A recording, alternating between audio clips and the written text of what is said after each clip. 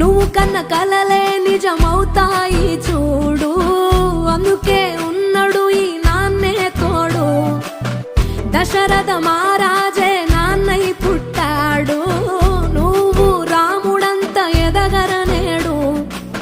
చరితలు ఎన్నడు చూడని మమతల గూడే వీధిరో, సంపద అంటే ఏదో కాదురో, ఇంతకు మించి అది